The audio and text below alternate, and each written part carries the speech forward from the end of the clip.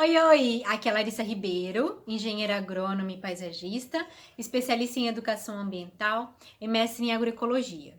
Hoje eu tô aqui para trazer um assunto que eu acho muito legal, que é como fazer o próprio adubo em casa e o mais importante, sem gastar nada. Aqui a gente vai ver assuntos sobre por que os adubos são importantes, por que fazer o adubo em casa e não comprar pronto, quais são formas de fazer adubo em casa, e vou falar para vocês algumas que são mais eficientes, outras nem tanto. Dentro dessas formas de fazer adubo, a gente vai falar bastante sobre composteiras, tá? Ah, e no final do vídeo eu vou mostrar para vocês como fazer uma composteira doméstica e eu vou dar ela de presente para minha mãe. Depois eu gravo aqui e deixo no finalzinho aí o presente dela de composteira, tá? A gente vai ver que existem várias técnicas para fazer composteiras, tá? E eu vou mostrar qual vai ser a que eu vou fazer aqui para vocês. E em relação à composteira, nós vamos tratar o que pode e o que não pode colocar na composteira, algumas dicas de armazenamento, como fazer o manejo dessa composteira, os produtos que a gente tem, os produtos finais já, como fazer a aplicação desses produtos, se tem algum risco ou não, qual dosagem, tá? E a gente vai falar também um pouquinho sobre os benefícios, né, na nossa responsabilidade ambiental de trabalhar dessa forma, tá bom? Fazer bem para o meio ambiente também. Então, se você se interessa pelo assunto, vem comigo.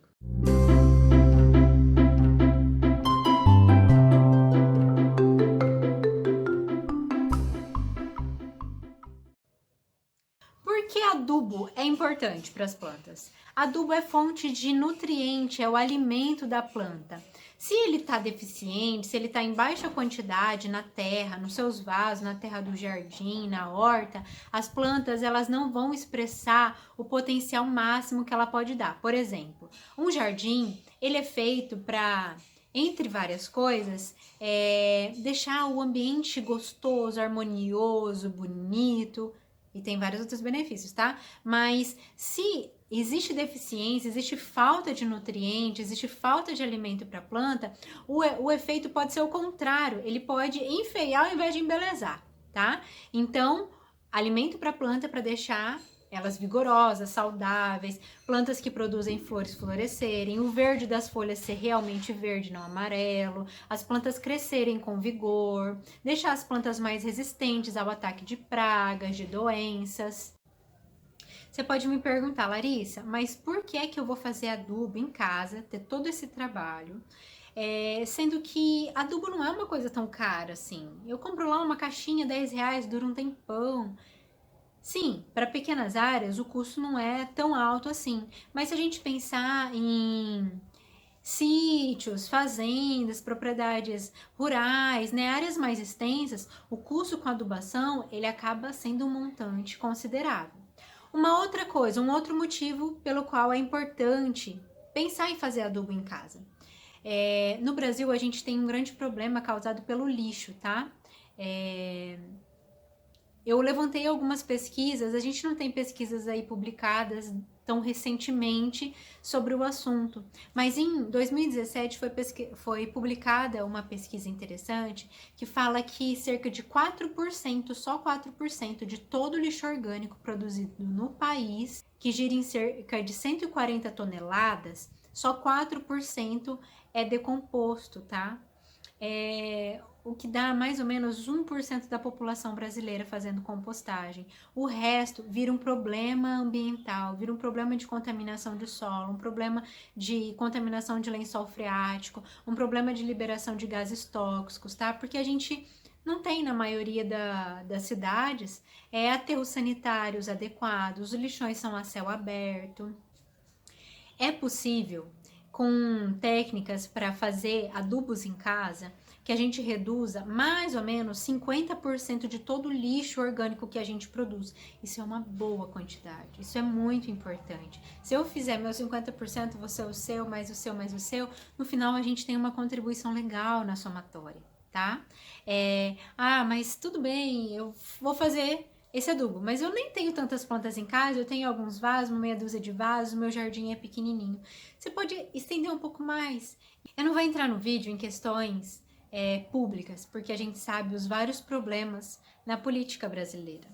Mas nada impede de você pegar o seu adubo e exercer como um papel seu mesmo, de cidadania, e aplicar em espaços públicos, em locais comunitários. Uma vantagem legal de fazer o adubo em casa é que é um adubo orgânico, é um adubo, digamos assim, mais natural, mais sustentável, se a gente comparar com o adubo mineral, que é o adubo que a gente compra em casa agrícola, em viveiros de muda. Tem aqueles adubos prontos e que são eficientes, mas a vantagem do orgânico é que, além dele nutrir as plantas, ele também favorece que o sistema da terra ali, o solo, ele fique mais equilibrado. Existem micro-organismos nos adubos orgânicos que favorecem a vida no solo, então tudo acaba ficando mais sustentável. Enquanto o adubo mineral não, muitas vezes ele acaba matando a vida na terra também, tá? E quanto mais distante da gente fica do natural, mais a gente precisa de outros recursos artificiais, mais adubos naturais, mais calagem, mais de mexer ali naquela terra a gente vai precisar, tá bom? Quais são as formas de produzir o adubo em casa? Eu vou colocar para vocês 3, tá? E relatos de experiências aí que foram feitas, falando sobre a eficiência de cada uma dessas 3 formas de fazer. Eu não estou criticando ninguém. Se você faz alguma dessas formas que eu não considero muito eficientes, te respeito, talvez funcione no seu caso. Mas a partir da análise que eu fiz, uma delas é mais eficiente. Existem as supervitaminas. O que são essas supervitaminas? A gente coloca restos de cascas, de frutas, de verduras cruas, casca de ovo, borra de café. A gente coloca no liquidificador, cobre de água e bate. Depois de batido, ele fica uma vitamina bem grossa. E a gente aplica aquilo ali nos vasos, direto na terra, né, na grama. Depois vem com bastante água para fazer com que aquilo penetre na terra, tá? Quais são os resultados disso? Essa vitamina, essa supervitamina, ela é bem grossa, ela é bem densa. E quando a gente bate no liquidificador, ficam grânulos, assim, ficam partes grossas, que não penetram na terra em muita profundidade. A maioria das plantas, elas vão crescer, as raízes vão estar um pouco mais profundas e o produto não desceu, ele ficou ali na parte de cima. Então não alcançou o lugar que precisava, que é o lugar de crescimento das raízes, que é por onde as plantas absorvem os nutrientes e a água também, tá?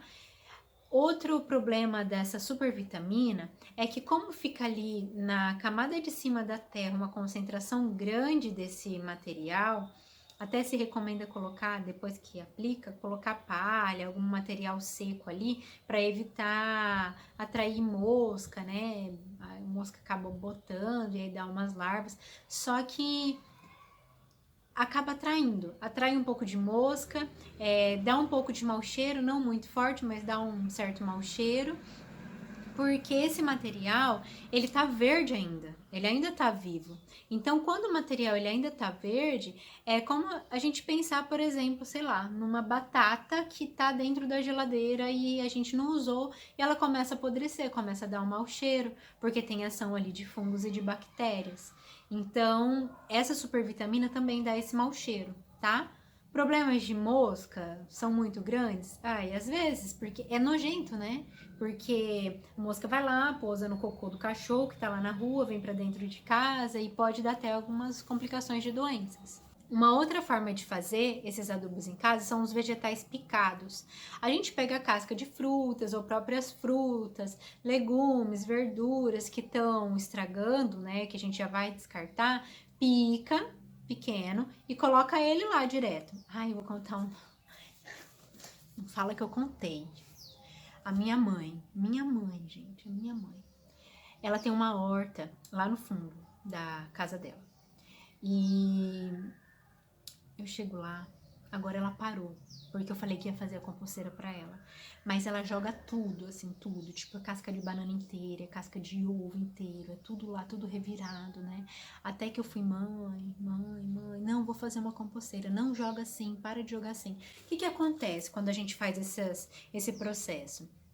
Isso a gente via muito antigamente. Agora eu não sei, se você ainda vê isso acontecendo, coloca pra mim, mas eu lembro muito de quando era criança, que tinha muito vaso de xaxim em casa de vó, e a gente sempre via casca de ovo lá, quebrada, né, em cima. O que que acontece? Aqueles pedaços picados, eles ainda são muito grandes. E quando eles estão grandes, sem decomposição, tão verdes ali, é impossível que as plantas absorvam. Não é material para planta ainda. Vai demorar muito tempo até se decompor, até passar por todo o processo de ação de fungos, de bactérias, para que depois que esses fungos e bactérias morrerem, eles liberam esses nutrientes para as plantas. Tudo isso começa a acontecer ali, em contato com aquela planta. Nesse processo de decomposição de micro-organismo e fungo bactéria, tem um aquecimento desse material também. Quem já fez compostagem pode me dizer aí, você coloca a mão, vai ver ali, tá quente. Essa temperatura alta, ela é problemática, porque a planta está sofrendo ali um aquecimento, não tem nutriente para ela disponível. Tem pessoas que fazem isso e dizem que dá certo? Tem. Eu não acho que seja vantagem. E por último, nós temos os produtos de compostagem. Eles já são produtos estabilizados, já estão lá, não tem mais aquecimento, não tem cheiro forte, eles têm cheiro de terra, já não tem mais ação de fungos e bactérias decompositores. Os nutrientes, eles estão ali já em uma forma que as plantas conseguem absorver, tá? Então aí sim é um produto legal. E o que é a compostagem? Compostagem é uma técnica muito simples que consiste em fazer camadas, uma camada de material verde, que a gente vai ver depois, tá? O que pode ser colocado. Uma camada de material verde e uma camada de material seca. Uma verde e uma seca. E assim a gente vai fazendo essas sobreposições. E ao final desse processo de compostagem, a gente tem dois produtos. Um adubo orgânico e um adubo líquido, que é o que a gente chama de chorume, que já são materiais que fornecem os nutrientes para as plantas. Esse processo de compostagem, em relação a tempo, ele varia bastante de acordo com cada técnica. A gente vai ver logo em seguida que tem técnicas diferentes. Mas ele vai de 2 meses, que são as compostagens feitas, onde se inclui minhoca, até 7 meses, que são as composteiras comuns, onde não tem minhoca, a gente só conta com a ação dos micro-organismos, tá bom? Para fazer essa compostagem, a gente vai precisar de materiais plásticos, recipientes, né? Você pode usar baldes de manteiga, que você pode conseguir em restaurante, em padaria. Tem composteiras prontas, que são caixas organizadoras adaptadas para isso. Eu vou usar material de balde de tinta, balde plástico, de uma reforma que ficou aqui, tá? E você vai precisar de lixo orgânico da sua casa e um material seco para ir fazendo essas camadas, que pode ser resto de galho triturado, resto de folhas secas, de poda, da limpeza do jardim. Tem pessoas que usam jornal picado, eu não gosto muito por causa da tinta, mas é um material, é uma opção. Material de serragem. Material de serragem tem que cuidar, porque dependendo da procedência dele, foi aplicado bastante veneno. E isso pode alterar para o desenvolvimento de micro-organismos, e se for usar minhoca, também pode interferir ali, tá? Mas é uma opção de material. Vamos agora às técnicas de compostagem. Eu trouxe 3 técnicas para você. A primeira delas é a de trincheira. O que é trincheira, Larissa? Trincheira, a gente abre lá um buraco na terra, uma profundidade de 30, 45 centímetros comprida, tá? Você vai colocar todo o material orgânico lá que virou lixo na sua casa. Não todo não, você não vai pôr papel higiênico lá não. Mas aí depois você vai cobrir de terra e a gente nem vai ver aquele processo acontecendo, ele tá coberto lá. Mas não plante em cima daquilo, tá bom? Logo na sequência. Por quê? A gente não tá vendo acontecer, só que lá embaixo a ação de micro-organismos, de minhocas, de outros insetos que vão ajudar no processo da decomposição, tá lá. E os nutrientes, lembra que os nutrientes eles não estão disponíveis para a planta naquela condição. Então não planta, vai dar ruim. Esse processo ele leva de 2 a 3 meses mais ou menos, se a gente colocar nessa profundidade, tá? Para acontecer.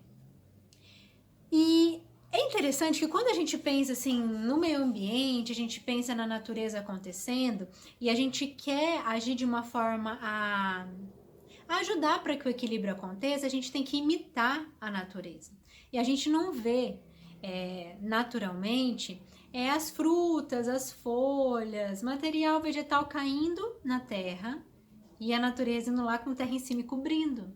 Só que se a gente considerar, se a gente pensar que o material que cai é muito pouco comparado com o tamanho, com o todo, tá tudo bem, vai acontecer esse processo. E a gente está falando de compostagem feita em casa.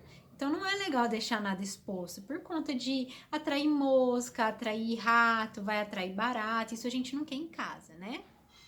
A segunda técnica de compostagem, que é a que eu vou fazer para vocês hoje, é a de compostagem comum, composteiras comuns, onde a gente usa um material plástico, baldes ou caixas plásticas. A gente faz o empilhamento de 3 baldes ou 3 caixas e a gente depende da ação dos micro-organismos, que eu já falei aqui, e ele leva de 6 a 7 meses para acontecer e dão como um produto final para nós um material sólido, que é um adubo escuro, bem parecido com terra, uma terra vegetal, ele é bem escuro e bem concentrado em nutriente, e uma parte líquida, que vai escorrer para o fundo desses 3 materiais, aí, desses 3 recipientes, que é o chorume, que a gente vai diluir depois para aplicar nas nossas plantas. O chorume é uma coisa muito legal.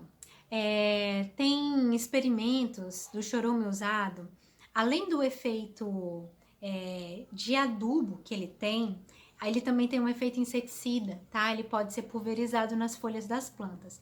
Mas, como a composição é variável, vai depender daquilo que você vai colocar na sua composteira para fazer um tipo de chorume. A gente nunca tem a concentração de nutrientes padrão, né? Não tem como fazer isso. A gente nunca sabe o pH que sai, então a gente também não sabe qual vai ser o tipo de micro-organismos que vão sair ali. Então não se recomenda aplicar nas folhas de plantas comestíveis. Não vai colocar numa horta, você não vai aplicar em uma planta, por exemplo, um pé de jabuticaba que está produzindo, porque você não sabe se vai ter micro-organismo ali que vão trazer doenças, tá?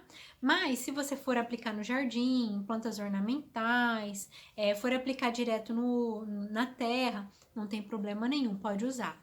E a concentração ideal é de 1 para 10. O que significa isso? Você vai colocar uma parte de chorume e dissolver em 10 partes de água. Por exemplo, 1 litro de chorume você vai dissolver em 10 litros de água, tá bom? Como todo adubo que a gente faz aplicação ou inseticida, preferencialmente nos horários mais frescos, tá? Comecinho da manhã ou finalzinho da tarde.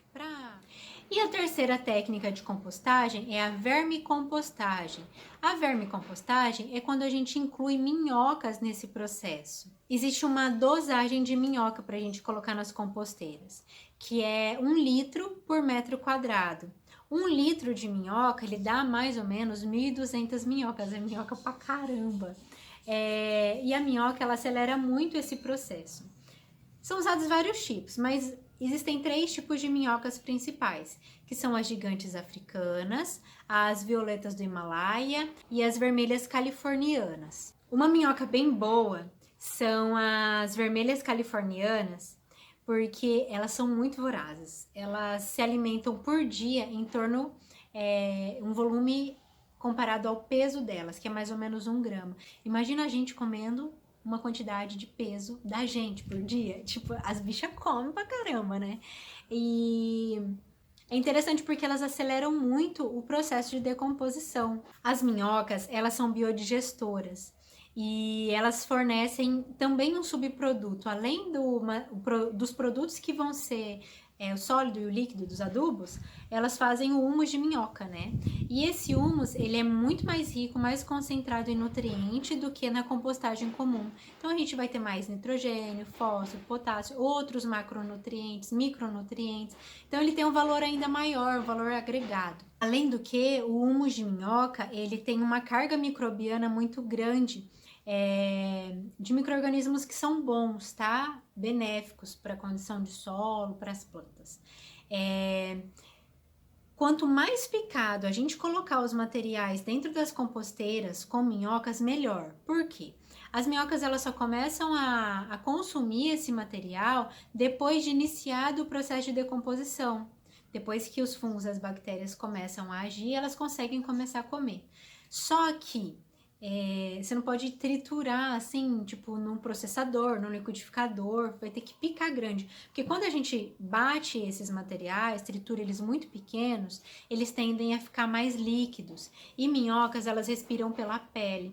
Quando tá muito líquido, dificulta a respiração delas e elas tendem, a fugir das composteiras. E ninguém quer um monte de minhoca fugindo por aí, né? Então, não vamos deixar muito líquido. Aí tem que cuidar, regular a umidade aí para tender a ser sempre mais seco. E o que pode e o que não pode colocar na composteira, Larissa? O que você pode colocar? Frutas, legumes, verduras, casca de ovo, borra de café, preferencialmente sem açúcar, para não atrair formiga, tá? Sementes oleaginosas, mas sementes oleaginosas em baixa quantidade. O que não pode colocar em composteira proteinados, assim, leite derivados, carnes, óleo, não pode jogar em composteira. Em composteiras com minhocas também não se coloca fruta cítrica, limão, laranja, porque ele altera muito o pH, baixa bastante o pH e isso prejudica. Vou deixar uma lista para você, se você quiser printar, bem grande aqui agora. E para encerrar, algumas dicas rápidas de como fazer aí com a sua composteira. Como é um material plástico, para ter uma durabilidade maior, é melhor abrigar do sol. Para ser mais funcional, para ser mais fácil aí para você, se for possível deixar perto da cozinha, é melhor. Terminou, já usou, já coloca lá na composteira, né? Terminou de fazer um almoço, fazer uma janta, e tá na hora, hein, gente, no almoço. Uma fome danada. Ai, eu esqueci que eu tava falando. E abrigar da chuva também, porque o excesso de água vai prejudicar, como eu falei, a respiração das minhocas, se você for fazer vermicompostagem, e também o desenvolvimento de fungos e de bactérias, tá bom? É isso, eu espero muito que tenha ajudado você em alguma coisa, e se você fizer a sua composteira, publica, me marca, eu vou adorar ver, tá? Se esse vídeo te ajudou, deixa o seu like. Se ficou alguma dúvida, comenta, pergunta aqui, eu vou responder você, tá bom? Compartilha esse vídeo com alguém que pode gostar, que se interessa pelo assunto, se interessa em cuidar do meio ambiente, das plantas. E é isso. Um beijo, até a próxima! Como prometido, eu tô aqui para ensinar você de uma forma muito simples, sem custos, a fazer a sua própria composteira.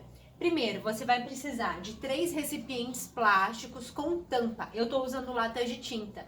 Eu numerei esses recipientes para ficar mais fácil para explicar para você, tá? Além dos recipientes plásticos, baldes de manteiga, você pode usar potinhos de sorvete. De repente você mora aí sozinho no apartamento, enfim. Eu acho pequeno, mas pode ser que para alguém funcione. Eu vou usar também um estilete. Você vai canivete, você pode usar um estilete, pode usar uma faca de serrinha, alguma coisa que você consiga cortar os plásticos, tá? E eu vou usar também uma furadeira.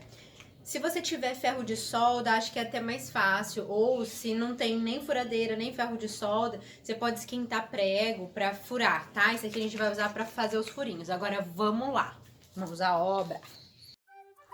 O balde número 1, que é o balde que vai ficar em cima de toda a composteira, ele vai ser furado nas laterais, toda a bordinha da parte de cima do balde para facilitar a oxigenação.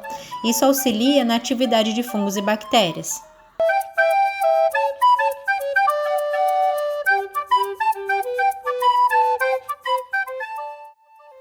Tcharam! Tudo furado na lateral do balde. Agora a gente vai virar e nós vamos fazer furos no fundo, tá? Encher de furinho, porque durante o processo de decomposição o chorume ele vai sendo formado e ele precisa escorrer para o fundo da composteira. Vamos lá?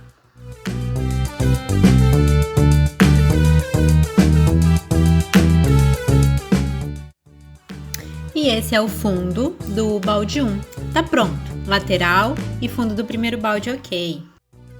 Agora você vai pegar o segundo recipiente e vai cortar o centro da tampa, de um modo que fique uma borda, porque o primeiro balde tem que se apoiar sobre ele.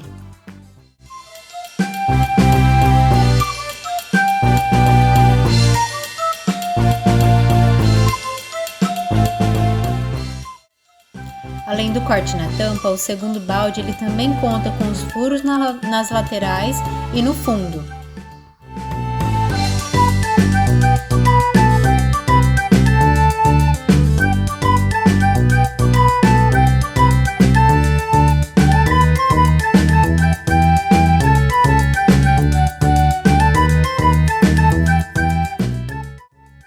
E vamos agora ao último balde. Ele também terá um corte no centro da tampa e é ele que vai receber o chorume de toda a composteira.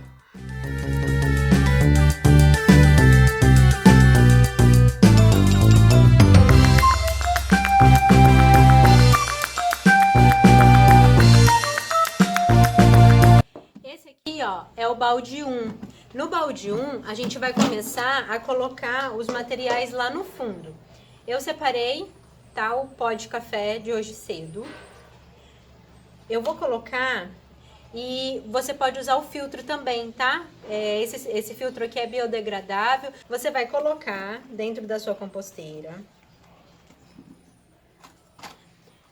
Ó, faz uma pilha, tá? No fundo, não esparrama não. Coloca assim porque as sobreposições vão ficando melhores. Eu peguei também folha de um terreno aqui do lado de casa, folhas que já estão secas, só verifica se não tem doença, tá bom? Nas folhas, às vezes tem ferrugem, algumas coisas, essas aqui estão bem legais. Eu vou picar com a mão mesmo, grosso.